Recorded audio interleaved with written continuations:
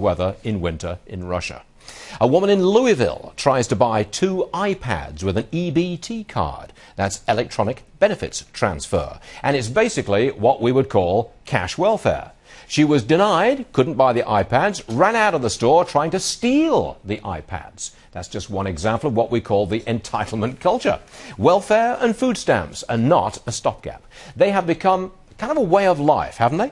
Joining us now is Star Parker. She is the founder and president of Cure and a reformed welfare cheat. Star, it's been a long time since you've been with us. You've been away too long. Thank you. I'm glad to be back with you, Barney and company. Hi. Greetings. Okay. First of all, I want to talk about this EBT cash card. This lady was trying to buy iPads with it. I thought that what you could buy with the EBT card was heavily restricted. But apparently, it's not. Tell me. Well, that's the problem. Here you have a thief who got caught shoplifting, but the bigger problem is this massive government program, because like all government programs, it is drenched with fraud and abuse. So when you think about this particular industry, SNAP, the food stamp part of it, it's a $71 billion industry. You have about 200,000 retailers who accept this card now simply because it's so much easier than passing the little paper. So anyone that has any type of food in their establishment, like the Walmart where she was trying to do her theft, accepts these EBT cards now. This has grown over the last 10 years since we've had this EBT card by 40% of these retailers who are now part of the business. And it is big business. It's not just the person abusing the taxpayer by accepting these types of benefits, but it's also the program, because now we have massive bureaucracy that has to now look for this fraud and abuse in these different retail outlets. Is it easy to live off handouts? I imagine that you can do it. You get your food stamps, you've got the EBT cash card, you've got the earned income tax credit, Social Security disability payments maybe. Right.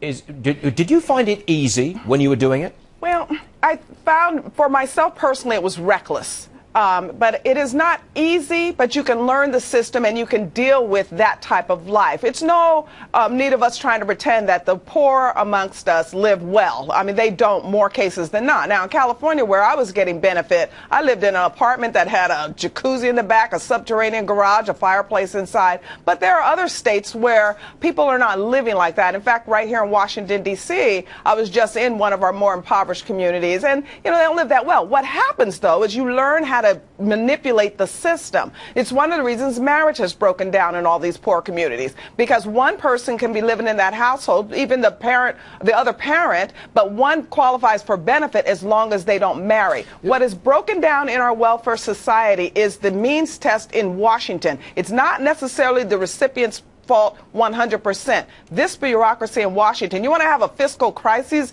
and fiscal cliff debate? Let's talk about the $400 billion in these poverty programs that we spend every year. Let me go back to what you were doing in California when you were living on benefits. What did you get? I imagine you got food stamps, cash welfare of some kind. Did you get rental allowance, heating and cooling allowance? Give me the list. What did you get? Well, it's much more comprehensive than that, because you also get 100% daycare paid. You get 100% medical. All of your medical is covered regardless of what it is. You can have a scratch on your knee and go into the emergency room and get that covered for yourself and for your children. So yes, you get a subsidy for your rent. You get placed on a list to get your, get into subsidized housing, and or, we have I can't think of the name of the program right now. It's all of that out of the HUD programming. So you get all your housing subsidies. Section 8, that's the word I was looking for. Okay. You also then, as you're saying, you get the subsidies for your food. And those food subsidies under the Department of Agriculture are massive. It's not just the food stamp. You qualify also for WIC. Your children qualify for food at school. So it's a very, very lengthy and bureaucratic system that we have developed in this country that we should start peeling away. But if you know how to play it, you're telling me you can get everything. Just about everything. You don't even need to. And now it's easy to know how to play it, because the government itself, your caseworker will help you know what other benefits are available. The minute you go in and sign up, they tell you everything else that you can get, and then you just have to move through it. Now with the internet, I mean, you can go right online, and all of the government websites will tell you exactly what else you qualify for. They even have one now, benefits.gov. Just go on there and you can find out all that's available for you, as long as you're not married to the person who has pregnated you.